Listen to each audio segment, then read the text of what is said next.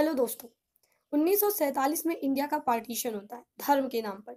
Hindu and Muslim majority areas को divide किया जाता है और हम हर साल 15 अगस्त को आज़ादी का दिवस जो है सेलिब्रेट करते हैं। इस साल हम आज़ादी का अमृत महोत्सव सेलिब्रेट कर रहे हैं, यानी हम जो है 75वां आज़ादी का दिवस मनाने जा रहे हैं 15 अगस्त को, जिसका एक पार्ट हर घर तिरंगा कैंपेन भी है। तो मैं आप सभी से अपील करना चाहूँगी, प्लीज़ जो तिरंगा है उसको अपने घरों पे इम्प्लीमेंट कीजिए, क्योंकि गवर्नमेंट की कैंपेनिंग है। आप इसको दिखा करके एक सर्टिफिकेट भी ले सकते हैं, अपनी पैट्रियोटिज्म को जो है प्रूव कर सकते हैं। सो ये था एक कंप्लीट डिटेल अबाउट दिस। आज हम बात करेंगे पार्टीशन के बारे में, क्योंकि जब भी हम आज़ादी की बात करते हैं, जब भी हम 15 अगस्त सेलिब्रेट करने की बात करते हैं, तो उससे एक दिन पहले की जो घटना है दैट इज़ पार्टीशन, यानी भारत का विभाजन। ये जो सीन है, ये जो मेमोरी है हमारे माइंड में, क्योंकि हम उस टाइम पे थे नहीं, लेकिन जब सुनते हैं ये स्टोरीज हम किसी भी तरीके से, तो वो बहुत ज़्यादा पेनफुल होती है। और आज हम देखेंगे कि क्या-क्या सफरिंग्स लोगों को फेस करनी पड़ी, उसके ग्राउंड को, काजेज़ को, क्या-क्या सर्कमस्टांसेस थे जो इतने एस्केलेट हो गए कि इंडिया का विभाजन धर्म के आधार पर हो गया। ठीक है? तो आज इस वीडियो में हम ये सारी बातें करेंगे। देखिए, इंडिया एक मिक्स्ड कल्चर कंट्री है और लगभग जो है हज़ारों साल पहले से इंडिया की जो धरती है उसमें बहुत सारे धर्म के लोग रहते थे, यानी चाहे वो हिंदू हो, मुस्लिम हो, सिख हो, ईसाई हो, इवन और भी बहुत सारे धर्म के लोग हैं जो आते जाते थे, रहते भी थे, परमानेंट एंड नॉन परमानेंट भी हुआ करते थे। लेकिन जब भी हम पार्टीशन की बात करते हैं तो हमारे माइंड में बस एक सिंगल चीज़ आती है, दैट ऐसा था उस टाइम पे कि हिंदू एंड मुस्लिम एक साथ नहीं रह सकते थे, जिसकी वजह से जो है वो डिवाइड यानी इंडिया का विभाजन करना पड़ा। लेकिन क्या ऐसा है? जी नहीं, इंडिया में मुस्लिम्स रहते हैं, हिंदूज़ रहते हैं, कोहेरेंटली यानी शांति से एक साथ रहते हैं। तो ये पार्टीशन जो था वो कोई कम्युनल एक इंटर कम्युनिटी कॉन्फ्लिक्ट या कम्युनल क्लैशेस का रिज़ल्ट नहीं था, जबकि ये ब्रिटिशर्स की एक बहुत वाइड कॉन्स्पिरेसी थी, जिसको उन्होंने इम्प्लीमेंट करना चाहा। और बहरहाल ऐसे बहुत सारे हमारे इंडिया के लीडर्स भी थे जिन्होंने इसको सपोर्ट किया। ऑल्दो बात करें महात्मा गांधी की, नेहरू जी की और सरदार पटेल की, तो ये सभी जो इंडियन सपोर्टर थे, ये एक सेकुलर सपोर्टर थे, यानी ये कभी भी किसी एक पर्टिकुलर रिलीजन को लेकर के जो है उसको एस्केलेट करना, बाकी रिलीजन्स को इंफीरियर दिखाना, इस तरीके के एस्पेक्ट्स, इस तरीके की विचारधारा को नहीं रखते थे। बट उसी में कुछ और भी लीडर्स थे, जैसे मोहम्मद अली जिन्ना और भी बहुत सारे लीडर्स, जो ये चाहते थे कि वो मतलब अपनी खुद की एम्बिशंस को कंप्लीट करने के लिए उन्होंने ऐसा किया कि वो हमारी कंट्री का डिवीज़न करा देते हैं। तो ये पूरी घटना है जिसके बारे में आज हम बात करेंगे। आज हम एक-एक काज़ेज़ के साथ-साथ, ग्राउंड्स के साथ-साथ सारी रियलिटी को एनालाइज़ करेंगे। सो मैं हूँ आस्था तिवारी और आप देख रहे हैं डायनामिक स्टडी। पार्टीशन की थ्योरी समझने के लिए हमें अपने फर्स्ट वॉर ऑफ इंडिपेंडेंस के तहत जो है उसके पास जाकर के इसको एनालाइज़ करना होगा। 1857 में जब जो पहली बैटल जो है हिंदू एंड मुस्लिम रूलर्स ने साथ मिलकर के लड़ी, अपनी फर्स्ट वॉर ऑफ इंडिपेंडेंस को जो है, वो अगेंस्ट द ब्रिटिशर्स। तो वहाँ पे हमने देखा कि किस तरीके से सभी जो रूलर्स थे, चाहे वो मुस्लिम हो, चाहे वो हिंदू रूलर्स हो, चाहे वो कॉमन पीपल हो, इवन ट्राइबल रूलर्स हो, सभी एक साथ आते हैं और वो ब्रिटिशर्स के अगेंस्ट में जाते हैं, उनकी कॉन्स्पिरेसी को तोड़ने का प्रयास करते हैं, जिसमें हिंदूज़, मुस्लिम रूलर एक साथ जो है वो लड़ाई लड़ते हैं। 1885 में अगर हम बात करें, 1857 में लीडर्स ऑफ 1857 रिवोल्ट, यहाँ पे आपको दिया हुआ है बहादुर शाह जफर, रानी लक्ष्मीबाई, तात्या टोपे एंड और भी बहुत सारे नाना साहिब वगैरह जैसे लीडर्स जो थे, उन्होंने पूरी बैटल में जो है अपनी जान की बाजी तक लगा दी। बहुत सारे लोग शहीद हुए, लेकिन वो एक यूनिटी, क्योंकि हमें पता है हमारी कंट्री में क्या है, हमारी कंट्री में बहुत ज़्यादा डायनेज़्म है, हमारी कंट्री में बहुत ज़्यादा डाइवर्सिटी है। तो यही हमारी स्ट्रेंथ भी है। देखो, डाइवर्सिटी खतरा तो है बट साथ में स्ट्रेंथ भी है। सो दैट्स व्हाई हमें जो है हमेशा यूनाइट रहना चाहिए। 1885 में कांग्रेस का फॉर्मेशन होता है एओ ह्यूम्स के थ्रू।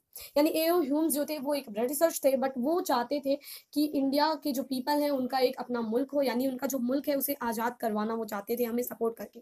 जिसकी वजह से एक कांग्रेस प्लेटफॉर्म बनाया जाता है। वो हमारे लिए एक तरीके का प्लेटफॉर्म था जहाँ पे हम गिदर हो सकते थे, जहाँ पे हमारी वॉइसेस सुनी जाती थी, जहाँ पे हमारे सपोर्ट में स्टेप्स लिए जाते थे।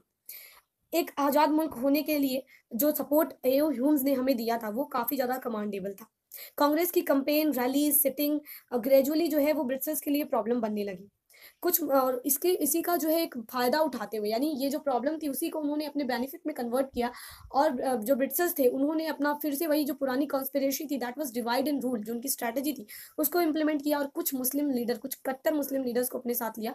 और उन्होंने जो है कहा कि ये जो कांग्रेस है वो हिंदूज़ की पार्टी है, सो आप अपने मुस्लिम्स के इंटरेस्ट एंड राइट को प्रोटेक्ट करने के लिए अपनी खुद की पार्टी प्रिपेयर करो।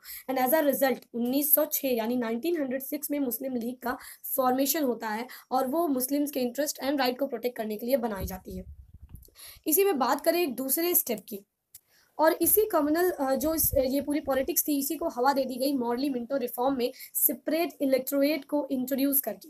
बात करते हैं सेपरेट इलेक्टोरेट की, इसका ये मतलब होता है कि मुस्लिम्स, इन्होंने कहा कि इंडिया में जो है हिंदूज हैं वो बहुत ज़्यादा संख्या में है एंड जो मुस्लिम्स हैं वो मिनॉरिटी हैं, सो हम उन्हें सेपरेट इलेक्टोरेट का राइट देते हैं, जहाँ पर एक कॉन्स्टिट्यूंसी होगी रिजर्व, जिसमें एक मुस्लिम लीडर खड़ा होगा और उनको वोट केवल मुस्लिम्स ही दे पाएंगे, यानी एक मुस्लिम लीडर को मुस्लिम ही वोट देंगे, हिंदू वोट नहीं देंगे। That was the strategy behind separate electorate.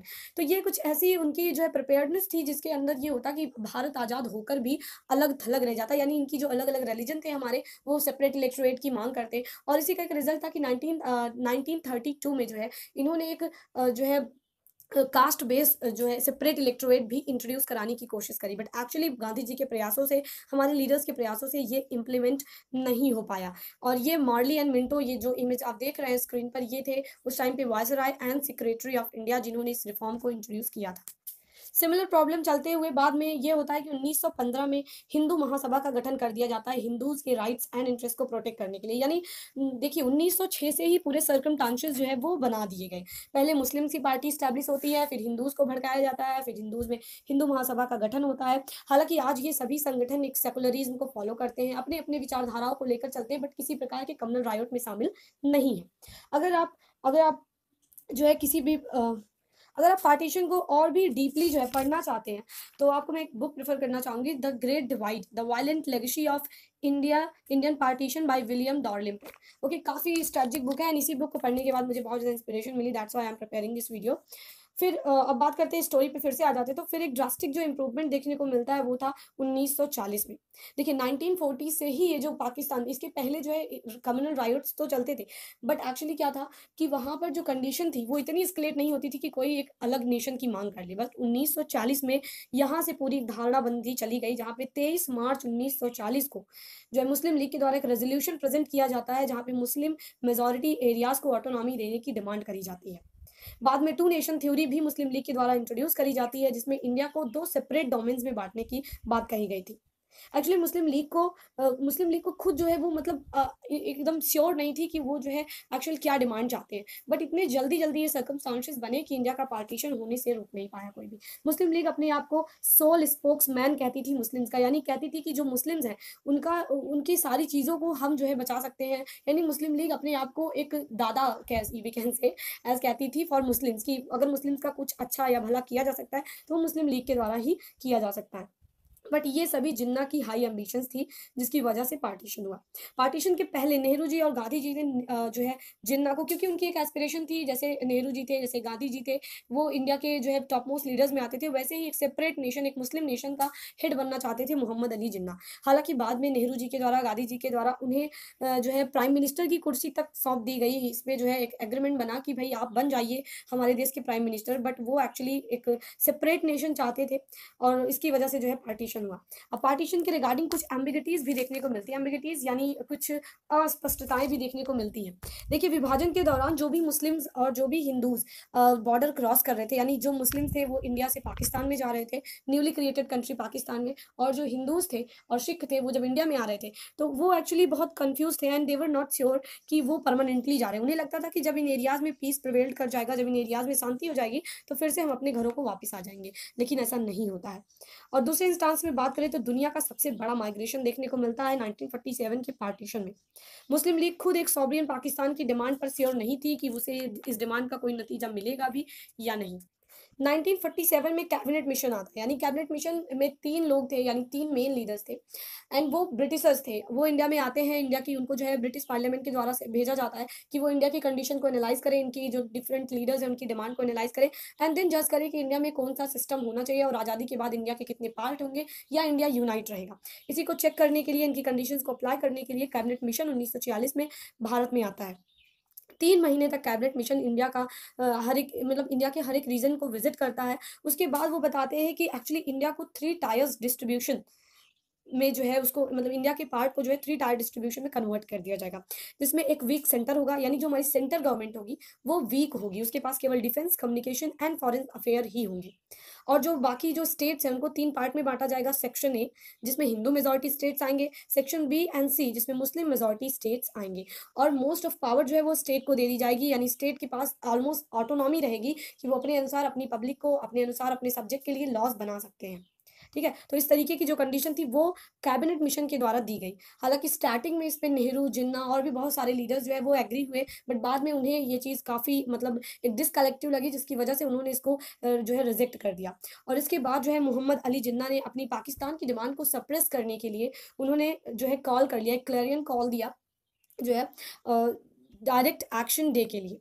Okay, direct action day ये 16 अगस्त 1946 को जो है ये स्टार्ट किया जाता है, जिसका रिजल्ट होता है कि जो कलकत्ता था वो एक केंद्र, वो एक सेंटर बन जाता है जहाँ पे बहुत वाइड रिवोल्ट होता है, बहुत सारे हिंदूज एंड मुस्लिम्स को किल कर दिया जाता है। Even many part of India में भी बहुत सारे शहरों में, डिफरेंट डिफरेंट शहरों में जो है बहुत कुछ जगहों पर हिंदू सफरर थे तो कुछ जगहों पर मुस्लिम सफरर थे।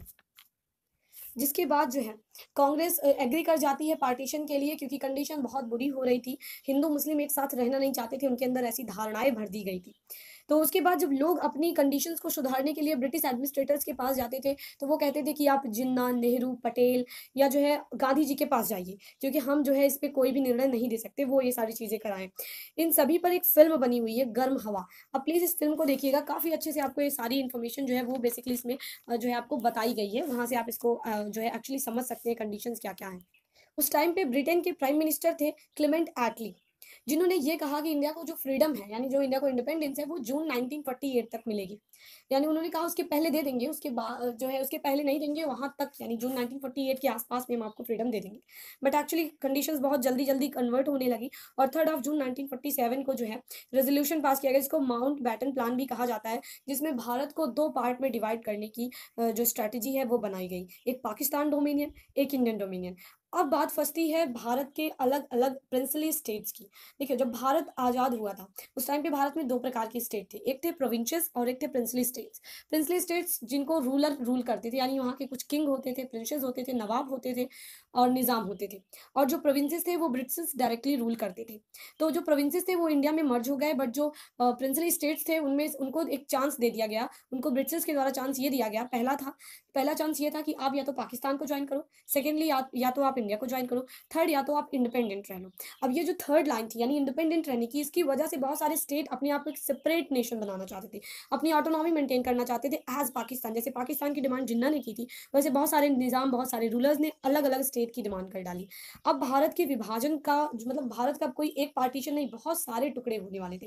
लेकिन यहाँ पे सबसे इंपॉर्टेंट जो रोल है वो प्ले किया गया था हमारे जो है सरदार पटेल जी के द्वारा, जिसकी वजह से हम उनको एक आयरन मैन भी बोलते हैं। उनके जो उनका बर्थ डे है उसको हम सेलिब्रेट करते हैं as a unity day for India.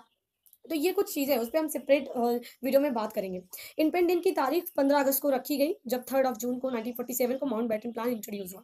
और ये सब सडनली होने की वजह से लोगों को हॉरर एक्सपीरियंसेस मिले, यानी लोग कुछ समझ ही नहीं पा रहे थे कि वो किस पार्ट में है, उन्हें कहाँ जाना है। सबसे बड़ी प्रॉब्लम कि लोगों को अपनी एसेट्स, अपने रिलेटिव्स, अपनी जो है मदर लैंड को छोड़ करके जाना पड़ रहा था। पार्टीशन से तकरीबन 15 मिलियन लोगों को डिस्प्लेस होना पड़ा, यानी 15 मिलियन लोगों ने अपने घरों को छोड़ा और अलग अलग एरियाज में जहां भी उन्हें कहा गया, यानी जो है जो इंडिया के मुस्लिम्स थे जो चाहते थे कि वो पाकिस्तान में रहें, वो इंडिया का बॉर्डर क्रॉस करके पाकिस्तान में जा रहे थे, और जो पाकिस्तान के एरिया में रह रहे हिंदूज एंड सिख थे वो जो चाहते थे कि इंडिया में रहे, वो अपने बॉर्डर को क्रॉस करके इंडिया में आ रहे थे। इस तरीके की कंडीशन जो है वो देखने को मिली थी। More than a million people, यानी 1 मिलियन से ज़्यादा लोग जो है इसके दौरान किल कर दिए गए। पार्टीशन के दौरान मासक्रे और फोर्स्ड कन्वर्जन, मास एब्डक्शन, सीवियस सेक्सुअल वायलेंसेस भी रिकॉर्ड करे गए, यानी बहुत बड़ी संख्या में। सबसे ज़्यादा जो सफर थी वो थी महिलाएं। लोग अपने ऑनर को प्रोटेक्ट करने के लिए खुद अपनी बेटियों को, अपनी बहुओं को मार देते थे। बहुत सारे बच्चे अपने माता पिता से बिछड़ गए, बहुत सारे बच्चों के माता पिता को मार दिया गया। ये सब नतीजा था एक धार्मिक अवधारणा का, जिसको लेकर के जो हिंदू एंड मुस्लिम के बीच में जो जहर फैलाया गया था उसी का एक रिजल्ट था। पार्टीशन एक्चुअली एक होलोकॉस्ट था, यानी पार्टीशन को हम एक होलोकॉस्ट, एक तबाही के रूप में याद करते हैं, जिसमें वर्ल्ड का लार्जेस्ट माइग्रेशन देखने को मिला। अब बात कर लेते हैं एक इंपॉर्टेंट कंसेप्ट। पार्टीशन के बाद एक्चुअली जो एरिया दिया गया पाकिस्तान को, वो पाकिस्तान 2 पार्ट में जो है डिवाइडेड था पाकिस्तान खुद।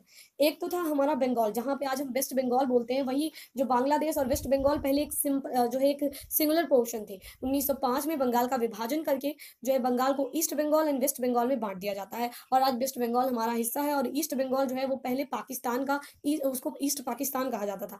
बट बाद में 1971 में जब भारत पाक का युद्ध होता है, उसके बाद वो अलग हो जाता है पाकिस्तान से। जो ईस्ट बांग्लादेश जो एरिया है, जो बांग्लादेश का एरिया है, उसे पहले ईस्ट पाकिस्तान कहा जाता था, वो पार्ट अलग हो जाता है 1971 में लड़ाई के बाद, और वो बांग्लादेश का रूप ले लेता है।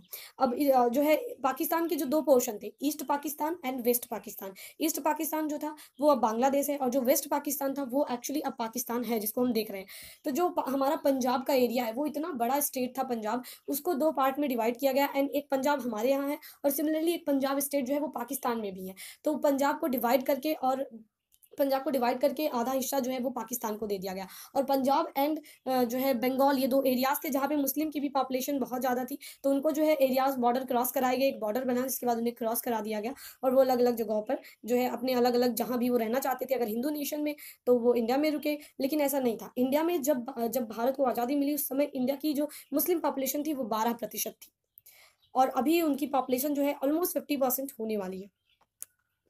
प्रॉब्लम ये थी कि भारत जो है एक मिक्स्ड कल्चर था, यानी थ्रू आउट हमारी कंट्री में जो है अलग अलग जगहों पर अलग अलग लोग रहते हैं। कहीं पे क्लियर डिवीजन नहीं है कि ये एरिया मुस्लिम्स का है और ये एरिया हिंदूज का है, जिसकी वजह से डिवीजन के टाइम पे प्रॉब्लम हुई कि एरियाज को बांटा किस तरीके से जाए। तो उनको डिस्ट्रिक्ट लेवल या इनसे छोटे लेवल पर उनको जो है डिवाइड किया गया एरियाज को, ताकि लोगों को कोई ज़्यादा प्रॉब्लम ना हो। छोटे छोटे हिस्सों में डिवीजन करके लोगों को धीरे धीरे उनकी जगह से दूसरी जगह पर माइग्रेशन कराया गया, क्योंकि भारत में कहीं भी मुस्लिम और हिंदू कंसंट्रेटेड जो है वो पॉपुलेशन नहीं थी। कोई भी स्टेट स्पेसिफिकली हिंदू या मुस्लिम जो है डोमिनेटेड स्टेट नहीं है। एक्चुअली हमारी पॉपुलेशन मिक्स रहती है, कहीं एक ही साथ हिंदूज भी रहते हैं और मुस्लिम्स भी रहते थे। तो ये सबसे बड़ी प्रॉब्लम थी कि डिवीजन जो है एक आधार बनाया गया डिवीजन का, कि रिलीजन के नाम पर हो रहा है, लेकिन कौन से एरियाज को पाकिस्तान को दिया जाता और कौन से एरियाज इंडिया के साथ रहते, ये बड़ी मेजर प्रॉब्लम थी, जिसके बाद पंजाब एंड बंगाल के एरिया को डिवाइड किया गया, और पार्टीशन का जो एक बहुत बुरा जो फेज था वो यहाँ से खत्म होता है। सो ये थी पूरी story regarding partition. I hope आपको वीडियो में काफ़ी कुछ जानने को मिला होगा। बहुत बुरा हाल था। आपको अगर आप इसको जो है अच्छे से समझना चाहते हैं, तो मैंने आपको दो सोर्सेज बताया। दैट गरम हवा एक मूवी थी जो उस टाइम पे आई थी, पार्टीशन के बेसिस पर ही वो जो है बनाई गई थी मूवी। और सेकेंडली जो मैंने आपको बुक बताई, द ग्रेट डिवाइड, ये दोनों ही सोर्सेज जो है वो काफ़ी जो है एक रिनाउंड एंड बहुत रेलिवेंट सोर्सेज, इसको आप पढ़ सकते हो अगर आप इन पूरी प्रोसेस को अच्छे से समझना चाहते हो। So thank you so much. अगर आपको वीडियो अच्छा लगा तो प्लीज़ वीडियो को शेयर कीजिएगा अपने फ्रेंड्स के साथ, चैनल को सब्सक्राइब कर दीजिएगा, और वीडियो अच्छा लगा तो वीडियो को लाइक भी कर दीजिएगा।